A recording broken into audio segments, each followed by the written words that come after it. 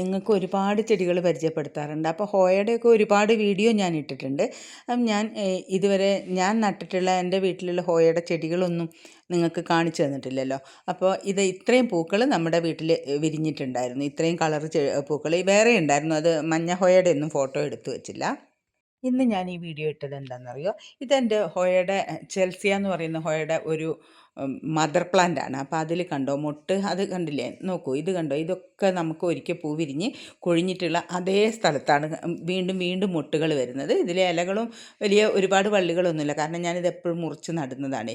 എന്നാലും അതിൻ്റെ ആ കുറ്റിച്ചെടിയിൽ ഇരുന്നിട്ടാണെങ്കിലും പിന്നെ പൂക്കളുണ്ടായി. അപ്പം ഞാനതൊന്ന് ഇന്നലെ ആ പൂക്കൾ വിരിഞ്ഞ് നിന്നപ്പോൾ ഞാൻ വിചാരിച്ചു ഇതിനെ പറ്റിയൊന്ന് കൂടുതൽ നിങ്ങൾക്ക് കാണിച്ചു തരാമെന്ന്. ഇത്രയും മനോഹരമായ പൂക്കളാട്ടോ ഇത്. ഹൊയ പല വിധത്തിലുള്ളതുണ്ട്. ഇതിൻ്റെ പൂവ്, ഇതിനൊന്നും ഐഡിയ എനിക്കറിയില്ല. ഇത് കണ്ടോ? ഇത് നട്ടിട്ട് കുറച്ചായിട്ടുള്ളൂ, പക്ഷേ ഇതിൽ നോക്കൂ ഒരുപാട് മൊട്ടുകൾ വന്നിട്ടുണ്ട്. ഇങ്ങനെയാണ് അതിൻ്റെ മൊട്ട് വരുന്നത് കേട്ടോ. ഇത് ഫുള്ളായിട്ട് കാണണേ, കണ്ടോ? നമ്മൾ മത്തവള്ളിക്ക് പൂവിടുന്ന പോലെ ഇത് മൊട്ടുകൾ ഏകദേശം തിരിഞ്ഞു വന്നു. ഇത് കണ്ടില്ലേ? വള്ളി പോയിട്ടുള്ളത് ഇങ്ങനെ പോകും, നീണ്ടു പോകും. അത് നമ്മൾ ഒടിച്ച് കളയരുത്. അതിലാണ് മൊട്ട് വരുന്നത്. മൊട്ട് വന്നു കഴിഞ്ഞിട്ടാണ് അതിൽ ഇല വരിക. ഇതിപ്പോൾ ഒരു 9 മാസം ആയിട്ടുണ്ട് ഞാൻ ഈ ചെടി നട്ടിട്ട്. കണ്ടോ? ഇത്രയും വള്ളി ഇലകളായതിന് ശേഷമാണ് നമുക്ക് പൂ വിരിയാനുള്ള വള്ളി കണ്ടോ മേലോട്ട് പോയി.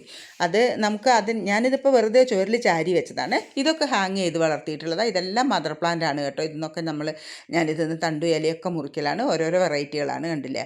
അതിൻ്റെ എല്ലാം തണ്ടുകൾ മുറിക്കാൻ വേണ്ടി നിർത്തിയിട്ടുള്ളതാണ്. അതാണ് അത്ര ഭംഗിയൊന്നും ഇല്ലാണ്ട് നിൽക്കുന്നത്.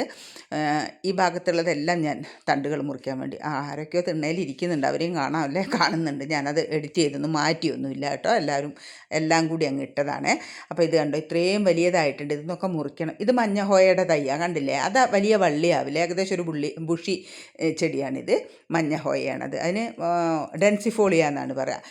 ഇത് പ്യൂബിക്കാലിക്സ് ആണ്. ഇതിൽ കണ്ടോ? ഇതിൽ ഇനിയും വരും, അവിടെ തന്നെ മൊട്ട് വരും. ഇതൊക്കെ വിരിഞ്ഞ് കൊഴിഞ്ഞു പോയിട്ടുള്ളതാണ്, പക്ഷേ ഇത് തണ്ട് മുറിക്കാൻ വേണ്ടി നിർത്തിയിട്ടുള്ളതാട്ടോ ഈ ചെടിയെല്ലാം.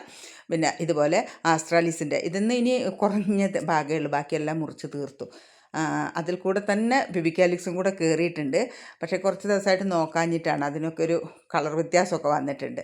ഇത് കണ്ടില്ലേ? നല്ല നല്ല ചെടികൾ. എന്താ പറയുക, നമുക്ക് ഹോയ നട്ടിട്ട് ഒരു 6 മാസം തൊട്ട് പിന്നെ ഒരു വർഷമൊക്കെ ആകുമ്പോഴേക്കും നമുക്ക് ഇതിൽ പൂക്കളാവാൻ തുടങ്ങും. ചിലത് ഈ ആസ്ട്രാലിസൊക്കെ കുറച്ചും കൂടി താമസിക്കും കേട്ടോ. ഈ റെഡ് പൂ വിരിയുന്ന ആ ചെടി ഇങ്ങനെ ഉണങ്ങി വരുന്ന തണ്ട് നമ്മൾ അപ്പം തന്നെ കട്ട് ചെയ്ത് കളയണം. പിന്നെ 8 കാലി വലകൾ വരും, അതും നമ്മൾ സൂക്ഷിക്കണം.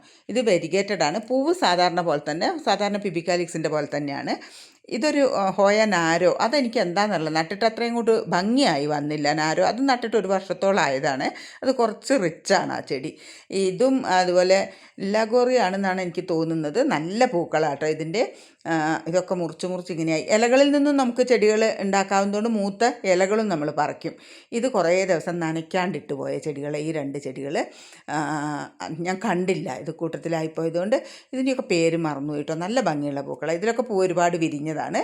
ഇതിൻ്റെ തണ്ടുകൾ ഇപ്പോൾ ഇതുപോലെ നീണ്ടു പോകുന്നുണ്ട്. അതിലൊക്കെ മൊട്ട് വരും. ഇനിയിപ്പോൾ ഇതിലെല്ലാം മൊട്ട് വരും. മക്കൾ ചുമരിലെല്ലാം വരച്ച് വെച്ചിട്ടുണ്ട്, കണ്ടില്ലേ? കാണുമ്പോൾ ആകെ മൊത്തം ഇനി അവർ വലുതായിട്ട് വേണം നമുക്കത് പെയിൻറ്റൊക്കെ ചെയ്യാൻ. കണ്ടോ? ഇത് ഹോയ ഞാൻ ചുമരിൽ ചാരി വെച്ചതാണ്. ഇതാദ്യം വീടിൻ്റെ പുറകിലായിരുന്നു. അപ്പോൾ നമുക്ക് മുറ്റത്തിൻ്റെ മതിലിൻ്റെയൊക്കെ പണി നടക്കുന്നതുകൊണ്ട് ഞങ്ങളത് എല്ലാം മാറ്റാൻ പറഞ്ഞു. അപ്പോൾ ഞാനതെല്ലാം കൂടി ഒരു സ്ഥലത്തേക്ക് എടുത്ത് വെച്ചതാണ്. അപ്പോൾ അതുകൊണ്ടായിരിക്കും ഒരുപക്ഷെ മൊട്ടൊക്കെ. അല്ലെങ്കിൽ എന്താ അറിയോ, ഞാൻ അധികം ഇതിൻ്റെ അടുത്തേക്ക് പോകില്ല, വല്ലപ്പോഴാണ് പോകുന്നത്. എനിക്ക് കൂടുതലും ഞാൻ പറഞ്ഞിട്ടുണ്ടായിരുന്നു, ബിഗോണിയ ചെടികളും ഹോയയാണ് എനിക്ക് ഏറ്റവും ഇഷ്ടമുള്ള ചെടികൾ. അതിൻ്റേതാണ് കൂടുതൽ കൃഷി എന്ന് പറയാം. നമ്മൾ പ്രൊപ്പഗേറ്റ് ചെയ്യുന്നതൊക്കെ ഈ 2 ചെടികളാണ് അധികവും. ഹോയയും അതുപോലെ ബിഗോണിയ ചെടികളാണ് ഞാൻ പ്രൊപ്പഗേറ്റ് ചെയ്തിട്ടുണ്ടാക്കുന്നത്. ബിഗോണിയൻ്റെ ഞാൻ ഒരുപാട് തവണ കാണിച്ചിട്ടുണ്ട്. പിന്നെ നമുക്കതിന് നല്ല സെയിലും കിട്ടുന്നുണ്ട്. നല്ല നല്ല വെറൈറ്റി ബിഗോണിയാസ് വന്നിട്ടുണ്ട്. അതുപോലെ ഹോയ ഇപ്പോൾ ഏകദേശം ഒരു 10 കളർ എല്ലാവർക്കും ഒരുപാടൊന്നുമില്ല കേട്ടോ. 10 കളറിൻ്റെ ഒന്നിച്ച് കോംബോ എടുക്കുകയാണെങ്കിൽ ഒരു 5 8 ആളുകൾക്ക് കൊടുക്കാൻ പറ്റും. അത്രയും ആയിട്ടുണ്ട്. ഇത് ആണ് അതിൻ്റെ പൂക്കളുടെ ഫോട്ടോ കേട്ടോ.